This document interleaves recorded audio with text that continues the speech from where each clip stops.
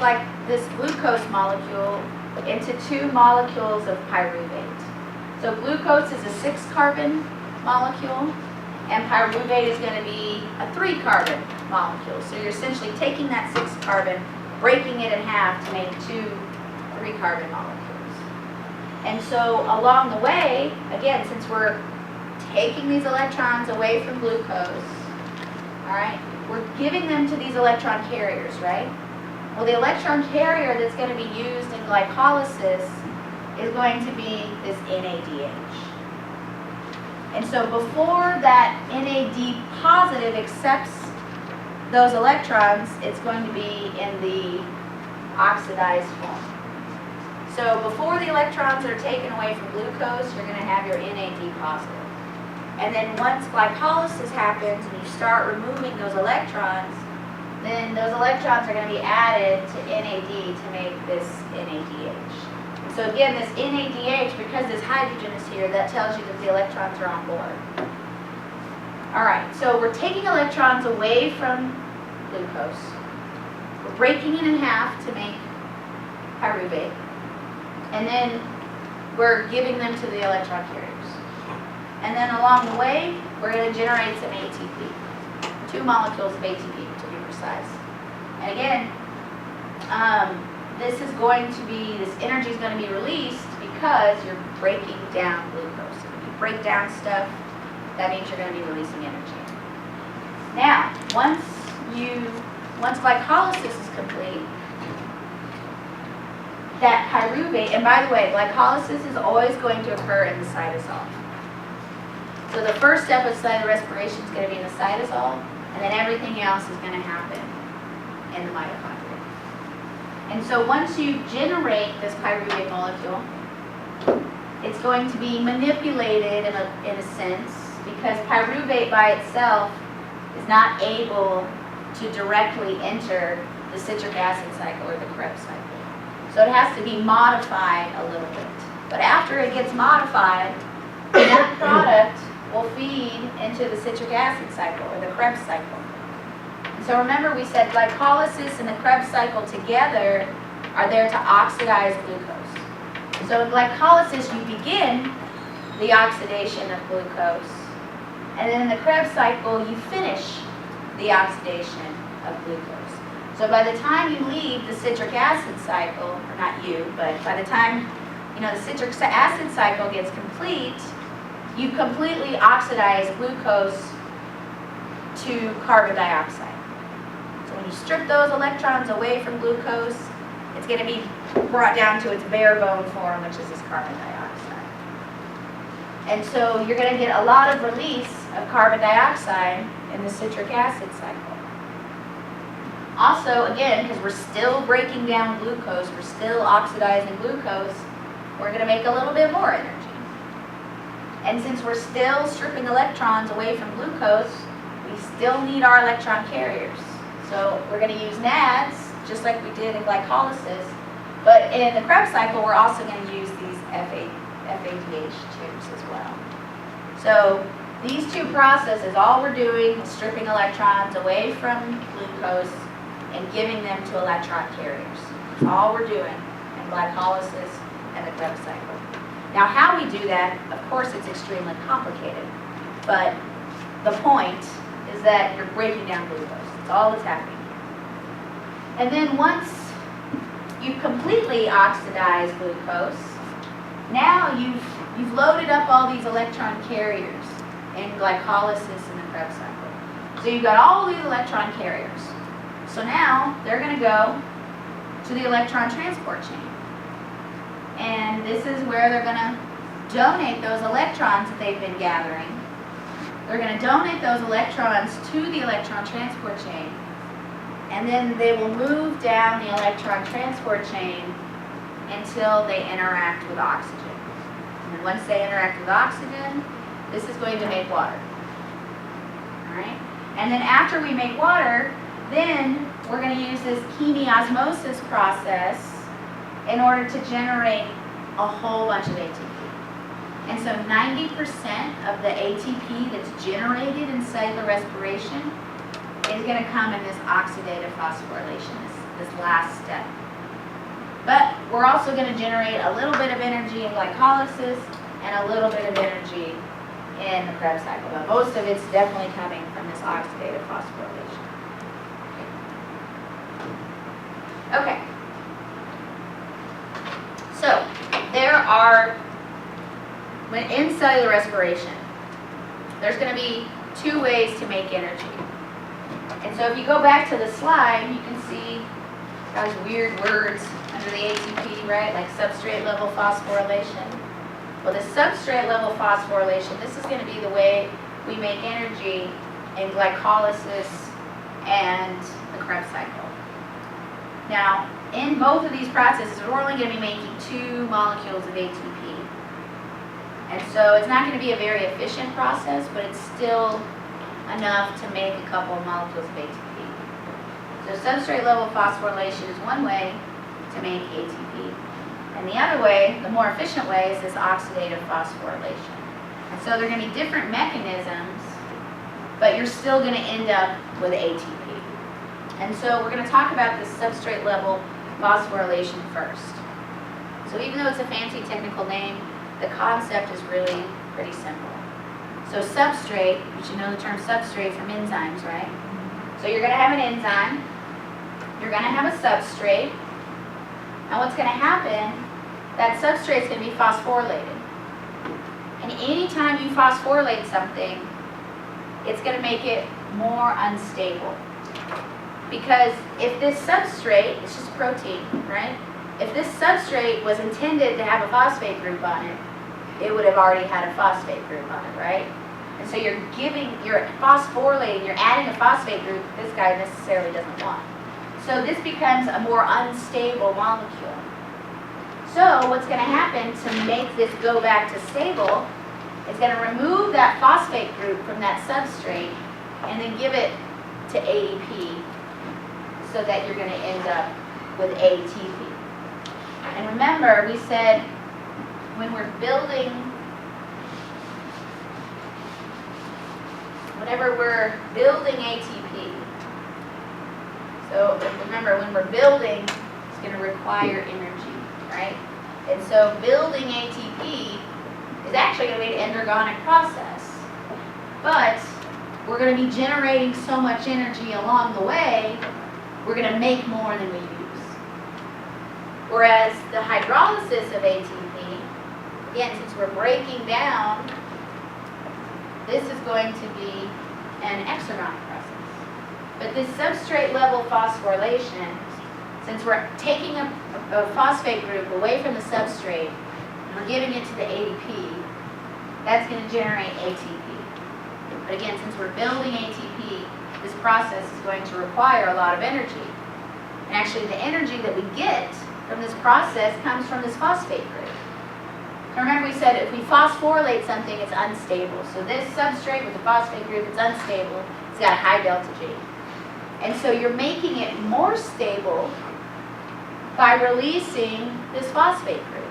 So just by removing this phosphate group from this substrate, the substrate's going from a higher delta G to a lower delta G. And so it's releasing energy.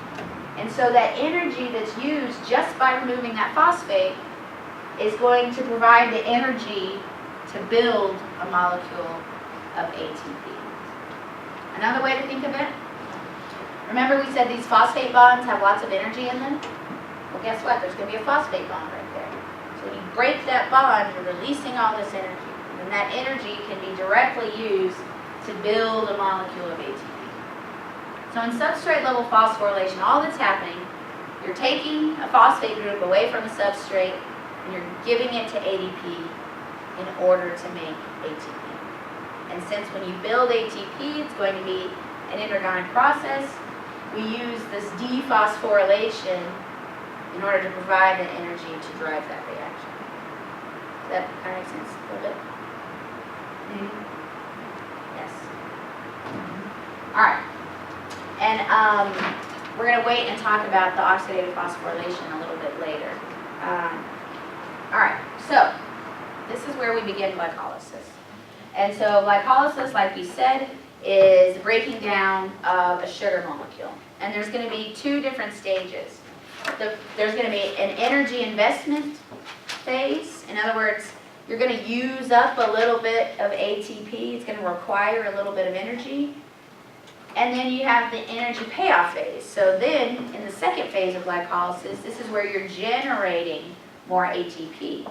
And so even though it uses this endergonic process right here, we're going to end up making more ATP than we actually used. And so if you look right here, so here would be the energy investment phase. So we're using ATP. And so whenever you use ATP, you hydrolyze ATP, right? The whole point, if you need energy, you break down ATP so you release all that energy so it can be used to do something. In this case, we're using it to phosphorylate a bunch of proteins in this cycle. And then later on in the energy payoff phase, so we're using 2 ATP here, and we're generating 4 ATP here, then we're going to have a net product of 2 ATP. So it's still overall going to be an exergonic reaction because you're making more energy than you use. And so if you look at all the steps involved in glycolysis, it's a 10-step cycle. And by the way, you don't need to memorize this. All right? This is insane. My college professor made me memorize it, and I hated him for it. And I forgot it immediately. So, plus, you can just Google it these days. So, anyways, but you do need to know the starting products and the end products, and like the rationale for glycolysis, like what's going on, like what's happening. You need to understand all of that. And so here we have this. This is this energy investment phase we were talking about. This is going to be the endergonic part of the cycle. And so the reason why it's endergonic is because the first thing we're going to do to glucose, we're going to attach a phosphate group to it. So we're building, right? We're adding on to glucose. And so this is going to use a molecule of ATP. And so that phosphate group that we remove from ATP is going to go directly to glucose to make glucose 6-phosphate. All that means is there's a phosphate on the 6th carbon of the glucose. And then that is going to be converted into this fructose 6-phosphate. And then what we're going to do is we're going to add another phosphate. So this bis right here, that means 2 phosphates. So there's a phosphate on carbon 1, and there's a phosphate on carbon 6. And so because we're phosphorylating these proteins, you're going to have to get that phosphate group from somewhere. And so you're going to get it from ATP. So in the first part of glycolysis, you're using ATP molecules in order to phosphorylate these proteins. And then later on, you're going to have this energy return phase, or this exergonic phase. And so this is where you start breaking down what was originally glucose. And so because you're removing these electrons, you're generating these electron carriers along the way. And because you're continuing to break down glucose, you're going to generate some more energy and then yet some more energy. So by the time you end up finishing glycolysis, you're going to end up with a net products of 2 pyruvates, 2 water molecules, which I'm not so concerned of you knowing the water, but the main products of glycolysis are going to be 2 pyruvate, 2 ATP, and 2 NADH. We're generating this ATP from that substrate level phosphorylation. We're generating the pyruvate because we've gone through glycolysis and we've broken it in half to make pyruvate. And then those electrons that we took away from glucose are going to be given to this NAD in order to make this NADH. So we're taking electrons away from glucose to make pyruvate. Those electrons are going to be carried via the electron carrier. And then we're going to generate a little bit of energy in the process. And that energy is going to be made through this substrate level phosphorylation. Okay, that was glycolysis. Fun times, right? All right. So I know we're supposed to review on Monday. I was hoping to get through all of this today, but that's not going to happen. So, and this is a pretty good stopping point. So we will try to wrap this up on Monday, and depending on how far we get, because we definitely need to review for the exam. So depending on how far we get, what'll probably end up happening is we'll probably push back the exam another day, unfortunately. But like I said, if I wasn't being evaluated, then God that's true. But anyways, this is important anyways because it's complicated. So make sure y'all understand it. Okay, so bonus points, yes. All right, who wants to do number 1? All right, Lindsay. Glycolysis, the Krebs cycle, and oxidative phosphorylation. Right, glycolysis, the Krebs cycle, or the citric acid cycle. I usually call it the Krebs cycle. And then oxidative phosphorylation. Carolyn, you want to do number 2? Yeah. This is why solely respiration exergonic process. Because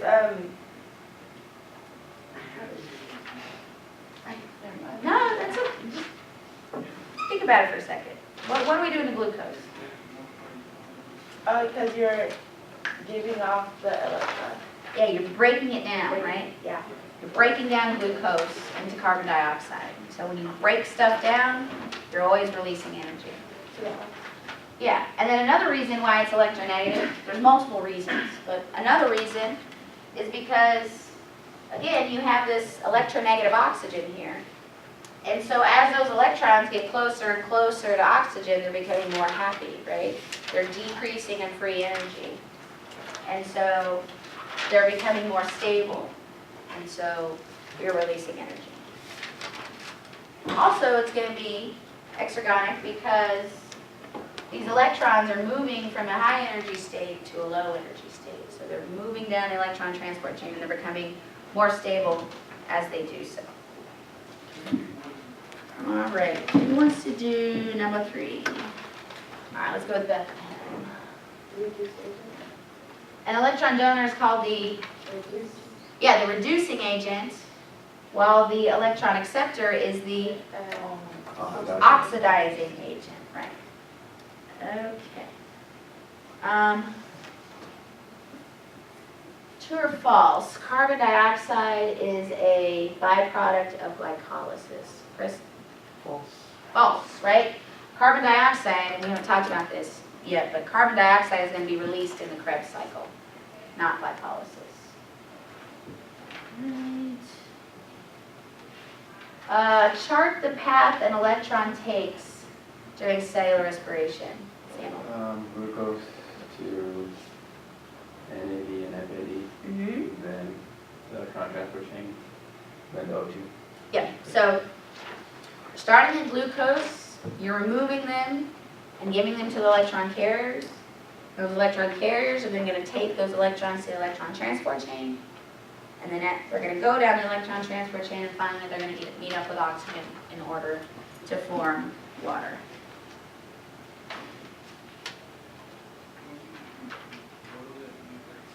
Okay, what is the benefit of the electron transport chain in cellular respiration? Carolyn? Is it so that it won't combust and go haywire? Exactly. So it's a manageable way to collect energy a little bit at a time instead of just bam in your face, here's all this energy. All right? So it's a manageable approach to collecting all this energy that you're generating. All right. Describe 2 ways in which ATP is produced. Glycolysis and the citric acid. Well, so these are 2 processes by which ATP is produced. And technically, we've only kind of talked about one, but it's this substrate level phosphorylation. So that's going to be one way to make ATP. And then the other way that we're going to make ATP is through this chemiosmosis. And again, we haven't talked about this yet, but this process is the other way. And so this is going to be the way that makes the majority of ATP. But we're still going to be generating some ATP through this substrate level phosphorylation. Okay, what is basically what are the products of glycolysis? 2 ATP, 2 ATP, pyruvate, or 2 pyruvate, 2 NADH. 2 NADH, right? All right, good. Okay, questions about any of this for right now? Okay, I will see y'all on Monday. Study.